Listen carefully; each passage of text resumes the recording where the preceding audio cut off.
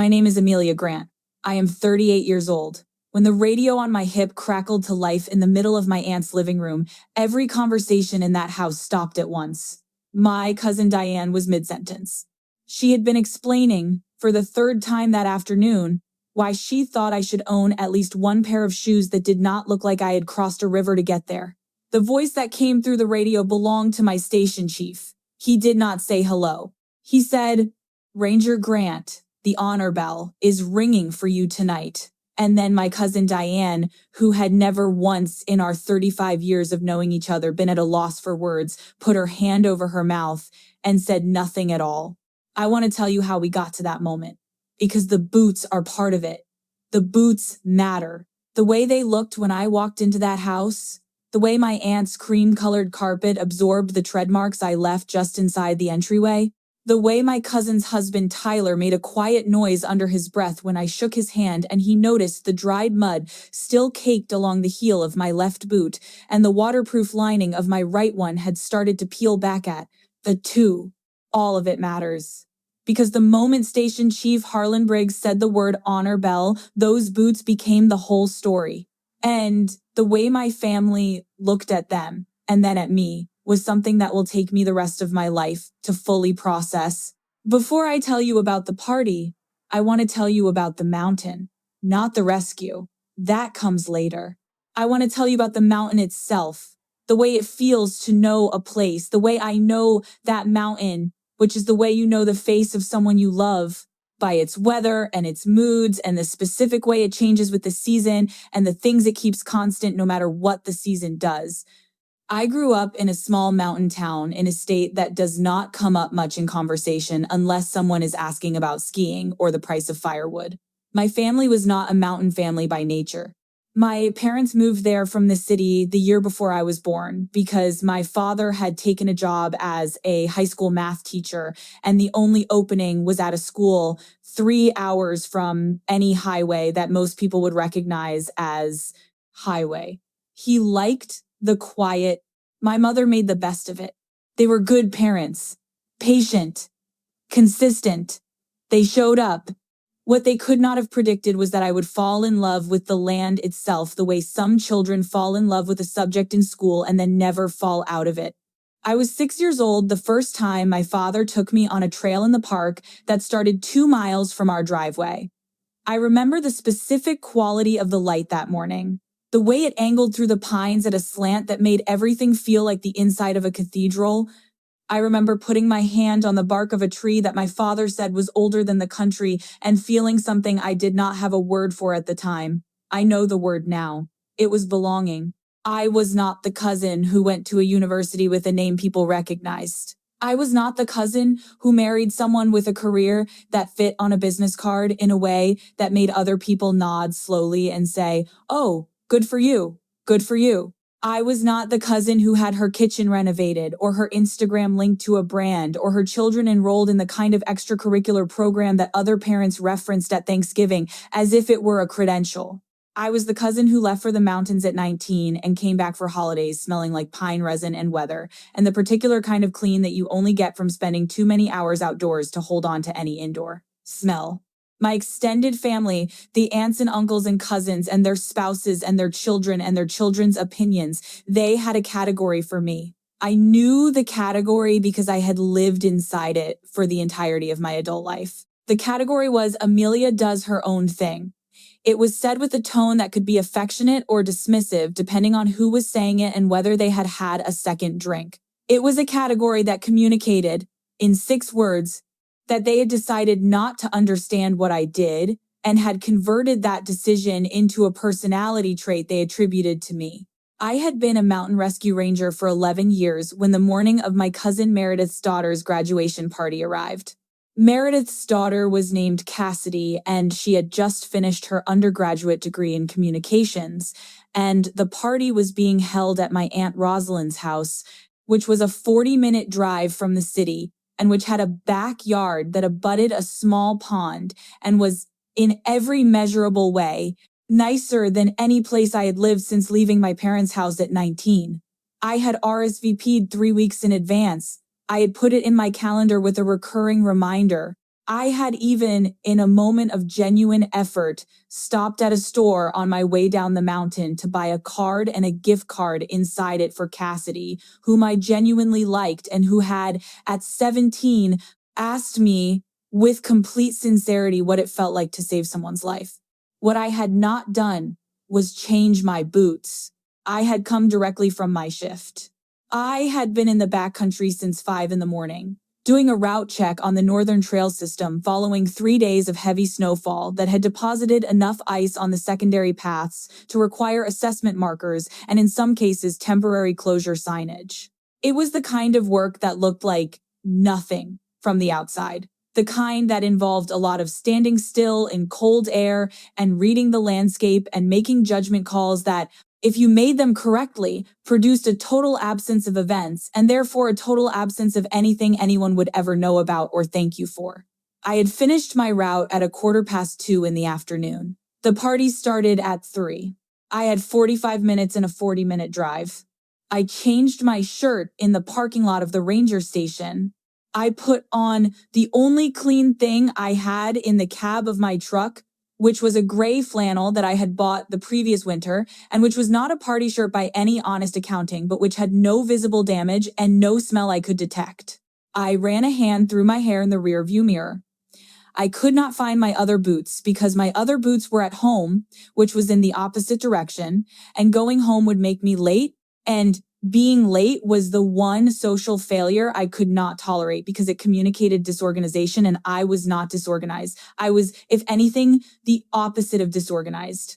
I was 11 years into a job that required me to think 3 steps ahead of every situation at all times, because the cost of thinking only 1 step ahead on a mountain in January was not a delayed project or a rescheduled meeting. The cost was a person who did not come home. So I drove to the party in my work boots. They were good boots. They were Danner mountain boots that I had purchased 4 years earlier and had resoled twice and waterproofed 6 times and treated with every conditioning agent recommended by every outdoors forum I had ever looked at in my 11 years. Of being the kind of person who looks at outdoors forums for boot conditioning advice. They were, in my professional assessment, the best piece of footwear I owned. They were also, by any standard applied in my Aunt Rosalind's house on the afternoon of Cassidy's graduation party, approximately one catastrophe away from being used as a conversation piece about everything that was wrong with my life choices. I arrived 11 minutes early. I always arrive early. This is not a virtue I cultivate. It is a compulsion that predates my career, but which my career has calcified into something that feels physically uncomfortable to violate. I sat in my truck in my aunt's driveway for 6 of those 11 minutes.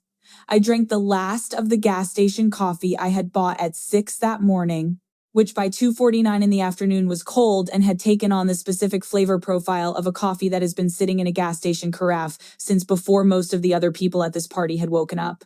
It tasted like honesty. I drank it anyway. I went inside at 3:52. My Aunt Rosalind met me at the door with the specific expression she reserved for family members whose attendance she had not been entirely certain of until the moment they appeared. It was warm and slightly relieved and contained approximately 30% of the full warmth she gave the cousins she had been certain about.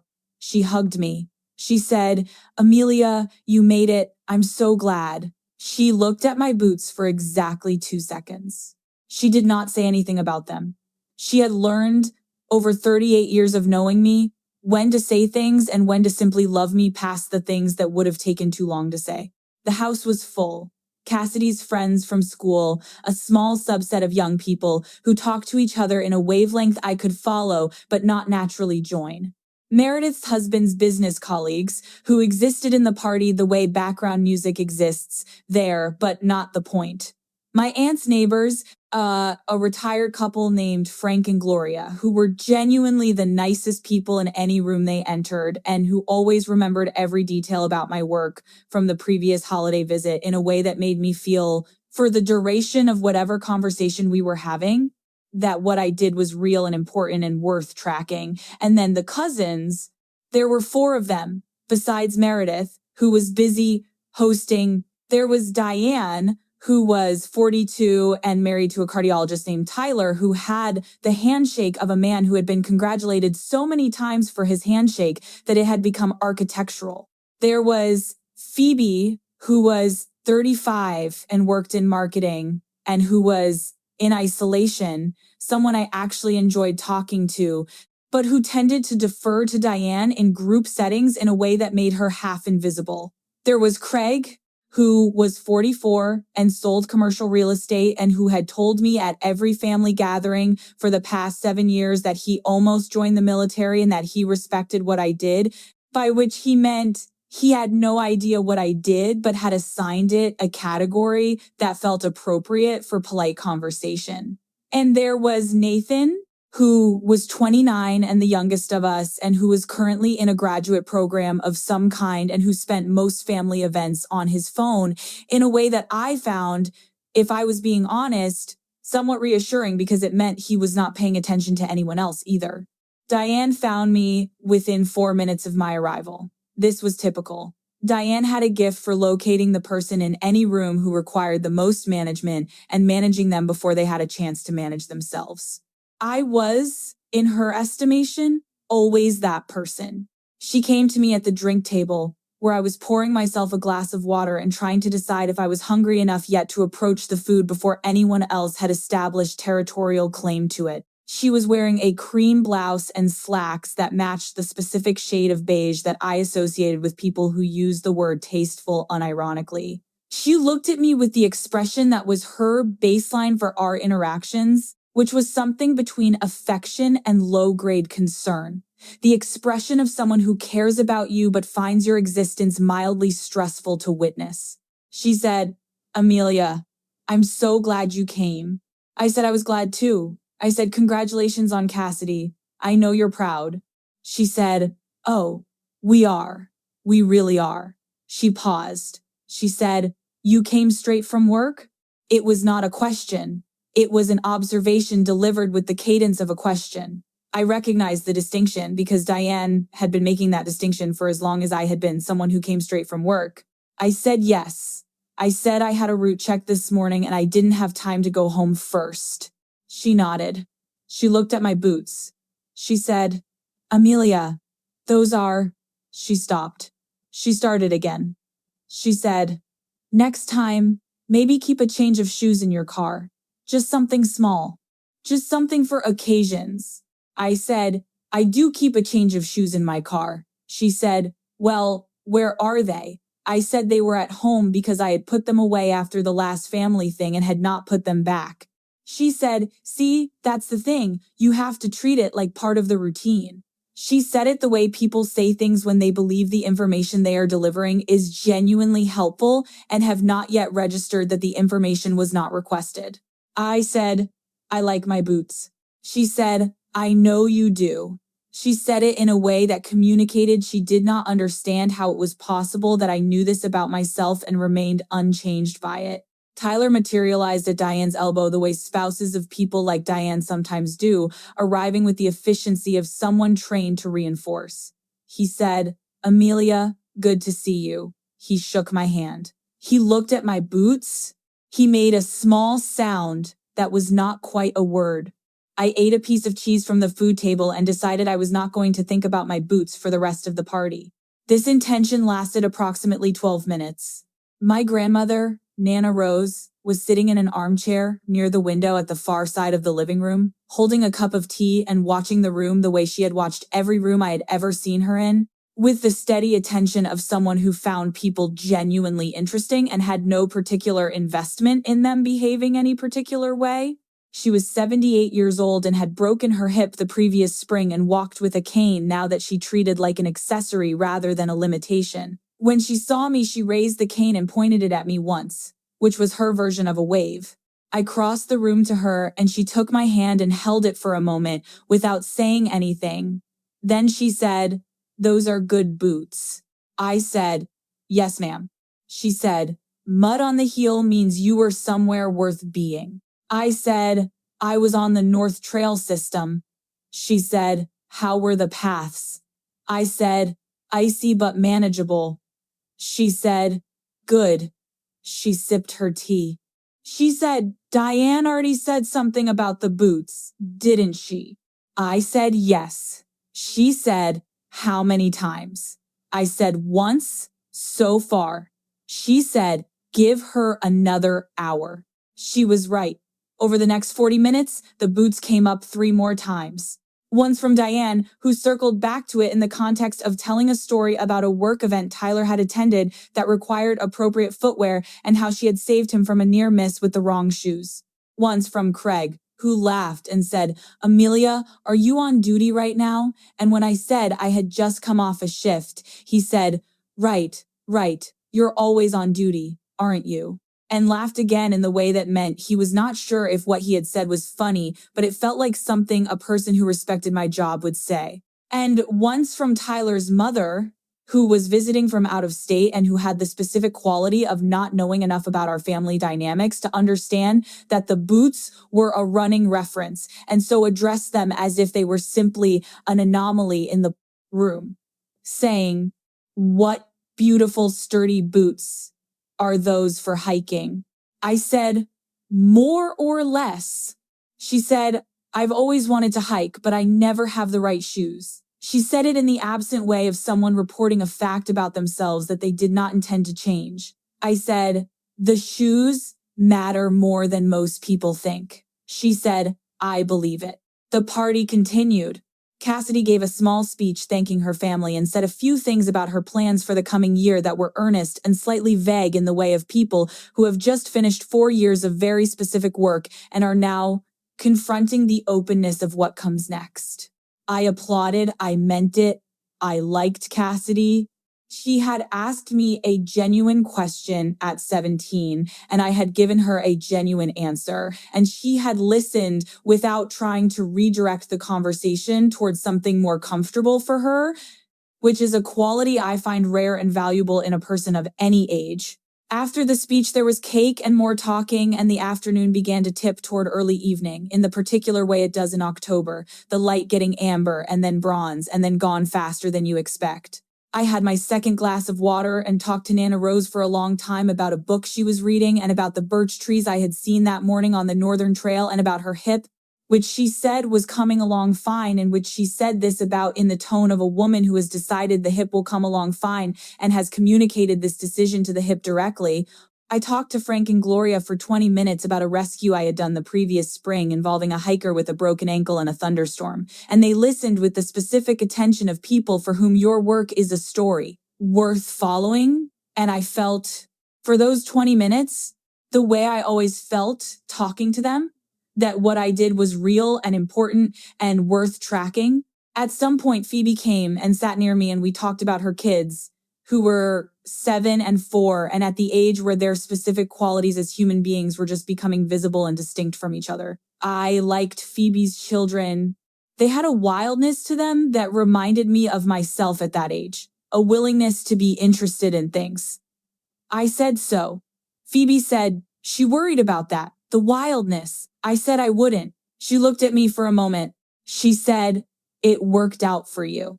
I said, it worked out for me because I found a place where the wildness was useful. She was quiet. She said, I think about that sometimes, about whether the things I smoothed over in myself might have been the things I should have kept. I did not know what to say to that. It was more honest than either of us had been with each other in a long time, possibly ever. I said, it's not too late to find out. She smiled in a way that did not reach her eyes, but was not performing either. It was the smile of someone holding something true. Diane came back at 7 minutes past 5. She had refreshed her drink and her energy and her conviction that the afternoon had presented her with an opportunity that she had not yet fully used. She sat down near me and Phoebe with the specific posture of someone who has decided a conversation is going to happen and has arranged themselves accordingly. She said, Amelia, I'm going to say something and I want you to know it comes from a loving place. I said, all right. She said, I think you use your job as a reason not to have other things in your life. She said, I think you chose the mountain because the mountain doesn't ask anything of you that you don't already know how to give. She said, and I understand that. But I think you're 38 years old and you show up to family events in muddy boots and you're alone and you don't have a home that isn't also essentially a storage unit for outdoor equipment. And I think at some point you have to ask yourself whether the life you're living is the life you chose or whether it's the life you fell into because the alternative felt too complicated. The room did not go quiet. This was a private conversation at one end of a crowded room, and the rest of the party continued at its own volume and temperature. But Phoebe had gone very still beside me, and Nana rose from her chair by the window, had raised her eyes from her book, and was watching without appearing to watch. I said, "Diane." She said, "I'm serious." I said, "I know you are." I said, "I chose it." I said, "I have chosen it every single morning for 11 years, including this morning when I was on the North Trail at 5 a.m. checking ice formation on the secondary paths, because in 3 weeks, the overnight school hiking program starts its season, and I am responsible for making sure the paths those children walk on will not kill them." I said it quietly. I said it without raising my voice because raising my voice in my aunt's living room was not something I was going to do, but I said it.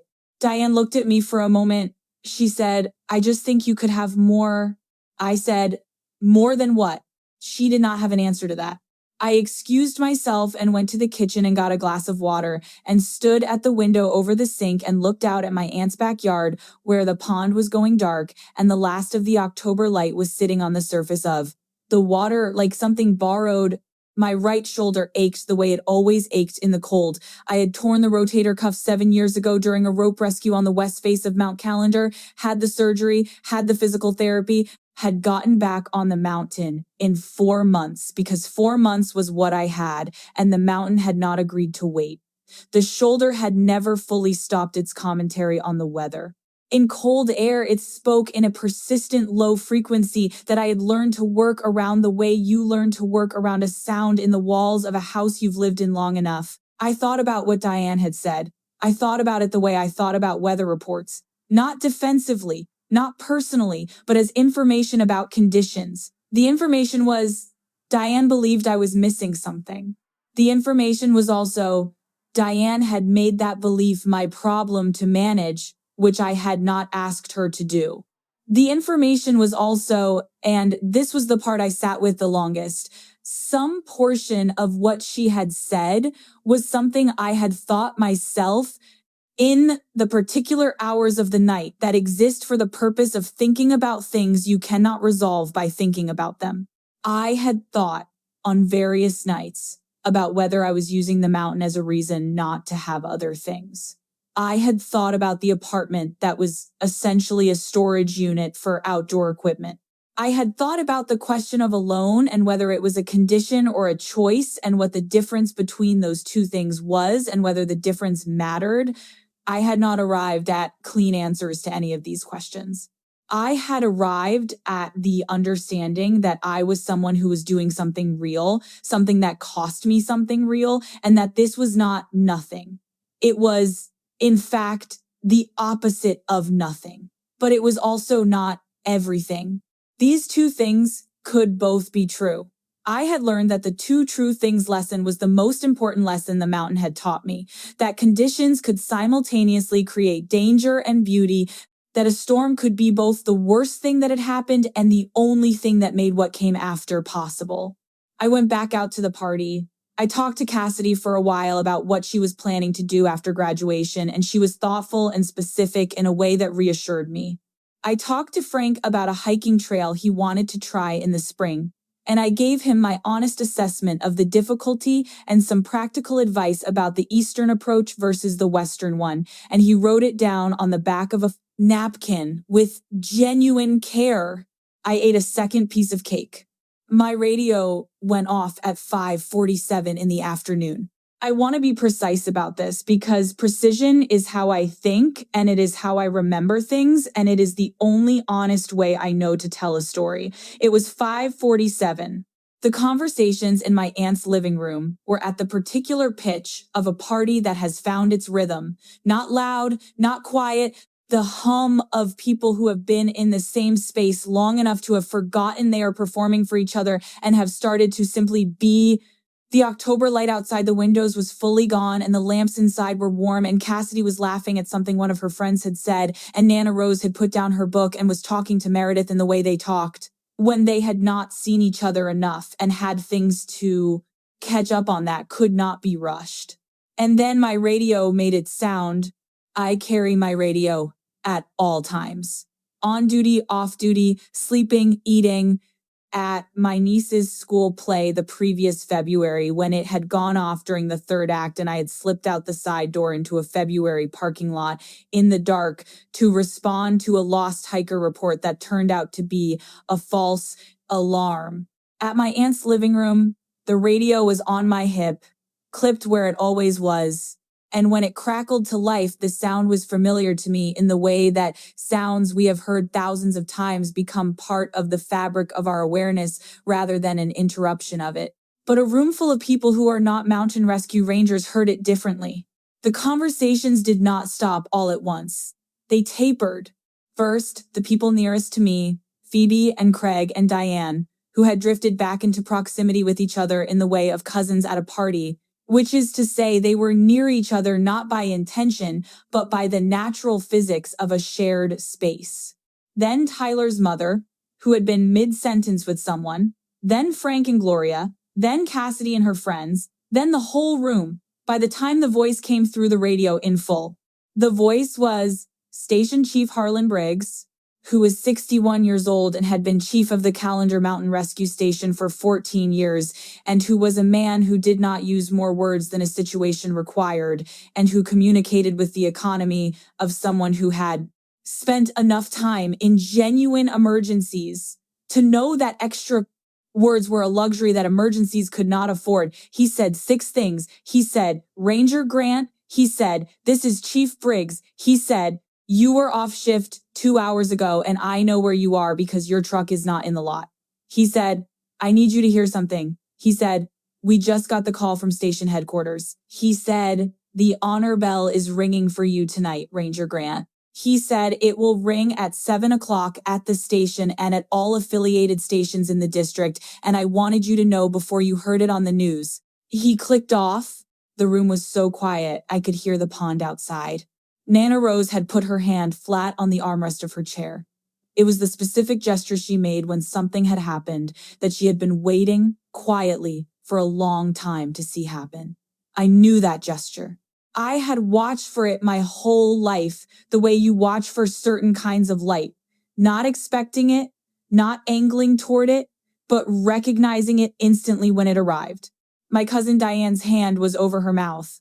She had put it there somewhere in the middle of Harlan's second sentence and had not moved it. Tyler was standing very still beside her with the expression of a man who is recalibrating something quickly and has not yet finished. Craig had stopped the motion he had been in, which was reaching for a cracker from the food table, and had held it there, hand extended, not completing the motion, as if the pause button had been pressed on his specific corner of the room. Phoebe's eyes were wet. She had not been crying. Her eyes had simply done something without her permission, which is a thing eyes sometimes do when they are receiving information they were not prepared for. Nana Rose had put down her teacup. Cassidy said, very quietly, from across the room, what is the honor bell? And I had to decide in that moment how much of the last 36 hours I was willing to put into this room. I will start the way I started everything in the past 36 hours, which is with the weather. The forecast on the night of Thursday, the 4th of October, had called for a front moving in from the northwest, carrying between 3 and 5 inches of snow at elevation, which in mountain rescue terms meant somewhere between a manageable situation and a situation requiring active monitoring, depending on how the front tracked. By 9 in the evening on Thursday, it was clear the front had tracked wrong. The snowfall at elevation was not 3 to 5 inches. It was accelerating past 12 inches with no sign of stopping. By 10:30 at night, the wind advisory that had been issued at noon had been upgraded twice, and the temperature at the summit monitoring station had dropped 17 degrees in 4 hours. At 11:15 on Thursday night, I got the call. There was a school group, 14 students between the ages of 13 and 15, from a middle school in the valley, doing a 2-night wilderness education program with 2 adult chaperones. They had been on the Eastern Ridge Trail system, which in normal conditions was a well-maintained route with clear markers and regular rest stations and no significant technical challenges for a guided group. They had checked in at their second campsite at 4 in the afternoon, right on schedule. They had not checked in at the 6 o'clock window, or the 8 o'clock window. And by 10 o'clock, when the program coordinator at the Valley School made the call, she had been putting off making because she had not wanted to cause alarm if it was simply a communication issue. The snow on the Eastern Ridge was coming down at a rate that reduced visibility to approximately 40 feet. I was at the station in 11 minutes. I will not pretend there was no adrenaline in those 11 minutes because there was. There is always adrenaline at the beginning. The skill is not in the absence of adrenaline. The skill is in using it correctly, which means channeling it into speed and precision rather than letting it tip into panic, which is a direction adrenaline will go if you do not steer it. I am good at steering it. I have been doing it for 11 years. We assembled a search team of 7 rangers. I was the lead on the Eastern Ridge sector because I knew that trail system better than anyone at the station. I had built part of it.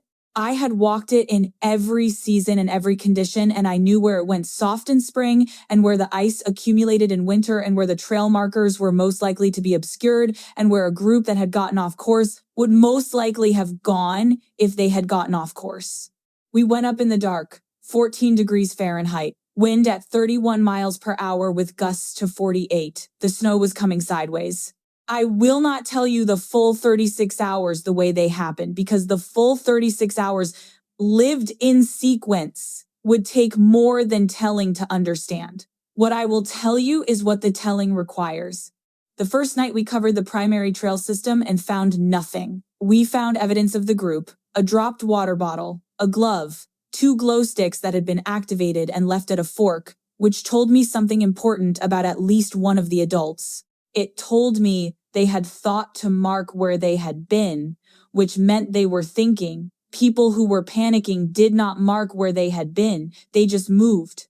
By dawn on Friday, we had covered the primary system, and I had made a decision that was mine to make and that I was willing to defend to anyone who questioned it, which no one at the station did because they trusted me, and which several people at the county emergency management level did question briefly before I explained the reasoning, and they stopped. The decision was to redirect 2 of my search sectors to the secondary ridge system, which was off the Mark Trail network and which most people's instinct would not have sent them toward because it did not appear on the program's official route. But I knew that system. And I knew what it looked like from the fork where they had left the glow sticks. From that fork, if you were tired and disoriented and the visibility was 40 feet and you were trying to find lower ground, the secondary ridge system was exactly where the terrain would pull you. We found them at 11 in the morning on Friday, 26 hours after the last check-in. 14 students and 2 adults sheltered in a rock outcropping on the lower secondary ridge, cold and frightened, and in the early stages of various degrees of hypothermia, the most serious of which was one of the chaperones, a 29-year-old physical education teacher named Marcus, who had given his outer layer to one of the smaller students during the first night, and who was, when we found him, at the edge of where we needed him not to go. We got him down the mountain in 87 minutes, all 14 students, both adults, no fatalities, no permanent injuries. The second chaperone, a woman named Deb who taught 7th grade science and who had, in my assessment, performed with extraordinary competence during the worst night of her professional life, had kept all 14 students moving when stopping was what their bodies wanted to do. Movement is what keeps the core temperature from falling past the point you can recover from. She had known this because she had attended the pre-trip wilderness safety briefing that the program required, and she had paid attention during the part about cold, and she had applied what she had learned with a precision that I later told her. In the hospital waiting room where I found her wrapped in a foil blanket and drinking hot chocolate that someone from the Valley search team had brought, was the reason the outcome was the one we got. She said, I just kept telling them we're going to be fine. She said, I didn't know if that was true. I said, it was true by the time you said it the second time. She looked at me. She said, when was the second time the right time? I said, the second time you said it, you were in the outcropping and you had made a shelter decision that kept everyone together and out of direct wind. I said, at that point, the math was in your favor. She said, I didn't feel like the math was in my favor. I said, that's what the math feels like when you can't see it. That doesn't mean it isn't there. She was quiet for a moment. She said, Marcus. I said, he's going to be fine. She said, he gave his coat. I said, I know. She said, he told me not to let anyone know because he didn't want to make a big deal of it. I said, Deb, I said, that is going to be impossible to keep quiet. She laughed briefly in the way people laugh when they have been awake for 30 hours and the crisis is over and their nervous system is just now getting the message. It is a specific kind of laugh. I have heard it many times. It is not funny. It is relief arriving in the only shape that was left. I worked for another 10 hours after that, coordinating transport and documentation in the communication chain back to families and to the school district and to the county, which was the part of the job that was invisible to most people, but which was as much the job as the mountain itself. I went home at 9 in the evening on Friday. I slept for 7 hours. I woke up Saturday morning, which was the morning of my cousin Cassidy's graduation party, and I did my route check on the Northern Trail system because the Northern Trail system had not waited for me to have a week that was easy. That was the last 36 hours. That is what the honor bell was for. The honor bell at the Calendar Mountain Rescue Station was not rung often. In my 11 years at the station, it had been rung 4 times, twice for search and rescue operations that had prevented multiple fatalities in difficult conditions, once for a technical rescue that had been performed under circumstances that the review board later described as among the most challenging in the district's recorded history, and once for a ranger named Tom DeLacy who had given his knee permanently to a rescue on the south face that had brought down 2 stranded climbers in an ice storm with 0 visibility and a team of 2, himself and 1 other. It was not a bell that was rung for doing the job. It was a bell that was rung for doing the job when the job had asked for something beyond what the job was supposed to be able to ask for. It was the station's way of saying, we saw what this cost. We saw what this required. We are naming it. I told the room this. Not all of it. Not the details about Marcus's temperature when we found him, or the specific calculations I had made about the secondary ridge, or the sound of the first student. I found a 13-year-old girl named Priya, who had been singing to herself in the dark of the outcropping for I did not know how many hours, because singing was the thing her brain had found to keep itself anchored to something. I did not tell them that part. That part was not mine to give to a living room. But I told them about the storm and the 14 students and the 26 hours, and I told them that we had found them and that all of them were going to be fine. I told them about Marcus, and I told them that Marcus was also going to be fine, that he was at the hospital in the valley and his wife had been with him since Friday morning, and the last report I had received, which was a text from my colleague Jenny at 6 in the morning while I was making coffee before my route check, was that he had been moved out of monitored care and into a regular room. I told them about the honor bell. I told them it rang at the station and at all affiliated stations in the district, and that when it rang, the people at those stations knew what it meant. It meant someone had done something worth naming. The room was still quiet. Diane took her hand away from her mouth. She looked at me for a long time. She said, "When did you sleep?" I said, "Friday night." She said, "And then you came here?" I said, "I had my route check first."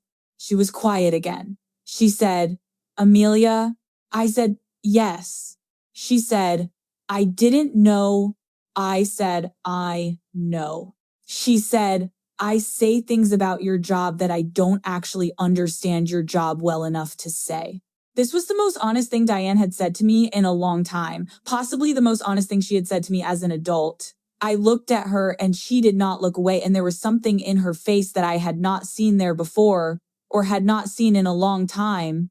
something that was not the management expression or the concern at a distance expression or the you could have more expression. It was something older than any of those. It was the face of someone who was remembering something.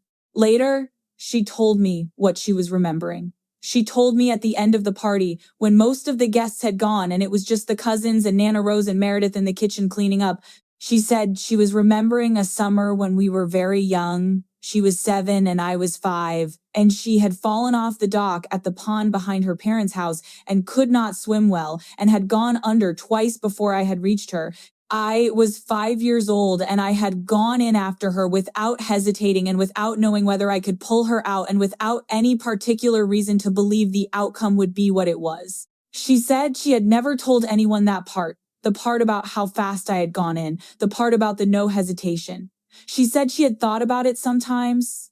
She said she had maybe spent a lot of years turning it into a different story than it was, a story where I was reckless rather than brave. Because reckless was a thing you could worry about, and brave was a thing you had to make room for, and making room for it was harder. I did not know what to say to this. I said, I remember the pond. She said, I know you do. We stood in the kitchen for a moment, not saying anything. Tyler came in to refill the ice bucket and looked at the two of us and made the quiet assessment that husbands of people like Diane are good at making when a moment has happened that they were not present for. He said, everything okay? Diane said, yes. She said it clearly. She meant it. At 7 o'clock, my Aunt Rosalind turned on the television because Frank had looked at his phone and said the news was covering the rescue and the honor bell ceremony, and he thought we might want to see it. The coverage was brief, a minute and 40 seconds of footage from the station where the bell was mounted on a post outside the main building, old brass worn to a particular color by decades of weather, and you could hear the sound of it even through the television speakers in a way that made the room go quiet again. The banner at the bottom of the screen said, Search and Rescue Ranger, honored for recovery of 14 students in blizzard conditions. There was a photo of me that I had not been consulted on, taken at some point during the recovery, my jacket zipped to the chin and snow on my shoulders and my face doing the specific thing my face does when I am very focused, which is apparently the thing my face does that photographs the most dramatically, because it was the third time in my career that a news outlet had used a photograph of me looking exactly like that. Nana Rose said, that is a good photograph. Cassidy said, oh my God, Amelia, that's you. Craig said, holy. He stopped. He said, I didn't. He stopped again. He said, I always said I respected what you did. He said it with the recognition of a person who has been saying a true thing without knowing how true it was. Phoebe was crying, not trying to pretend she wasn't. Nathan put his phone down for the first time all afternoon. I looked at my boots. They were still muddy. The mud had dried over the course of the party into something more like a print, a record of where I had been. The East Trail, the secondary ridge system, the rock outcropping where 14 children and 2 adults had spent the night in a storm, and one of those children had been singing. My shoulder ached. I thought about what Diane had said earlier about the mountain not asking anything of me I didn't already know how to give. She was wrong about that. The mountain asked for things I did not know how to give until it asked for them. That was the thing about it.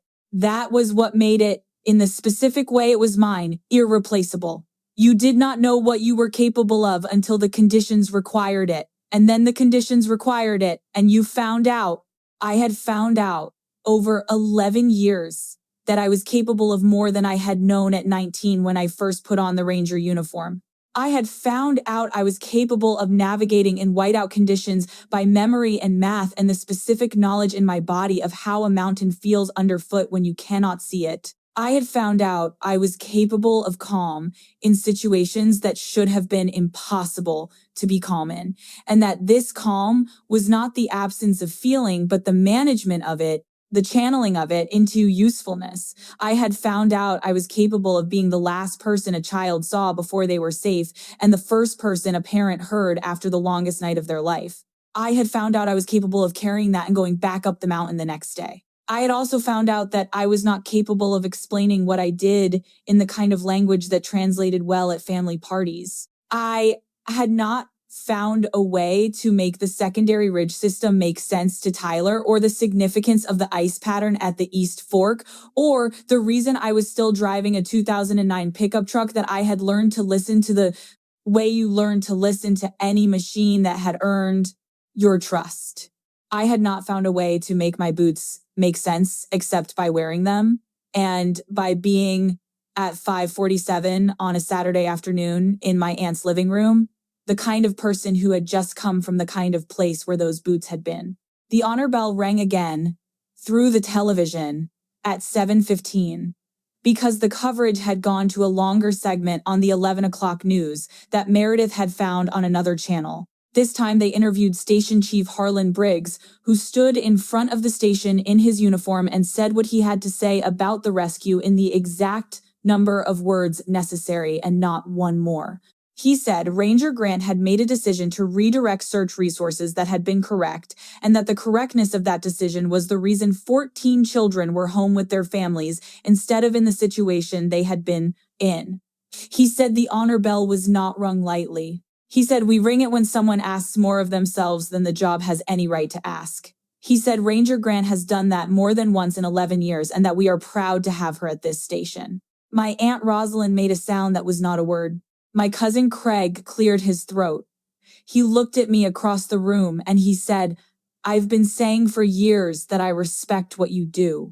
He said, I want you to know that I meant it. He said it differently than he had said it before. He said it without the disclaimer about almost joining the military, and without the light laugh at the end, and without the framing that made it a thing a person says rather than a thing a person means. He just said it. I said, I know, Craig. I said, thank you.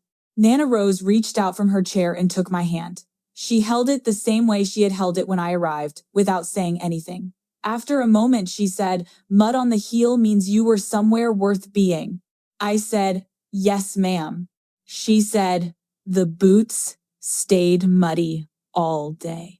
I said, I thought about changing them. I said, I didn't have anything else here. She said, I know. She said, I think it worked out. The party ended slowly, the way parties end when something happens inside them that changes what the gathering was about. The guests said goodbye and thank you, and the food was covered and the dishes were done, and the cousins drifted toward their coats in the hallway, and Cassidy hugged me in the way you hug someone when you are young and you have just learned something about the world and you want to press close to it. She said, I asked you at 17 what it felt like to save someone's life. She said, I think I understand it better now. I said, you do. She said, does it feel like this every time? I said, it feels different every time, but there's something in it that stays the same. She said, what is it? I said, the certainty that it was worth the cost. She held on to that for a moment. She said, I want to find something like that. I said, you will. I said it and I meant it. She had the quality for it, the willingness to be in a thing fully rather than managing it from a safe distance. She would find her version. Diane caught me at the door. She was holding my coat, which had been hanging in the hallway since I arrived, and she handed it to me. She said, drive carefully. She said it the way she might say anything else, without the layer of management in it. Just a person talking to another person at the end of a day. I said, I always do. She looked at the boots one more time. She said, they're good boots, aren't they? I said, they're the best thing I own. She nodded. She did not say anything else. She stepped back from the door, and I went out into the October evening, which was cold and clear and smelled like the start of what the mountain was about to become, the first real winter smell of the season. Pine and cold rock and the specific clean of air that has had ice in it.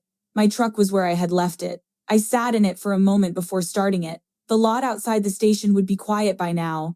The bell would have rung, and the rangers who had been there to hear it would have gone home. Harlan Briggs would have locked up the main building and driven the 20 minutes back to his house where his wife would have the news on, and where he would say, long day, and she would say, I know, and that would be enough.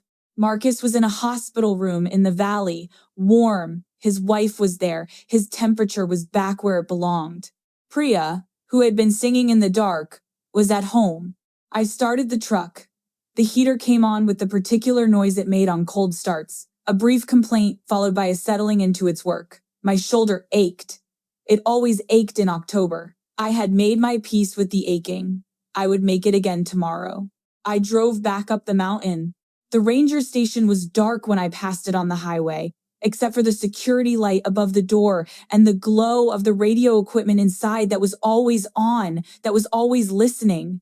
The honor bell was a shape in the dark outside, the post and the brass of it just visible from the road if you knew where to look, which I did. I had looked at it many times over 11 years. I had looked at it when other people's names were being spoken into it and felt the particular mix of pride and something else. Not envy, not exactly, but the recognition of a distance, the understanding that the distance between doing the work and being recognized for the work was not something I was supposed to be tracking, that tracking it was not the right use of the attention I had. I had believed this. I still believed it.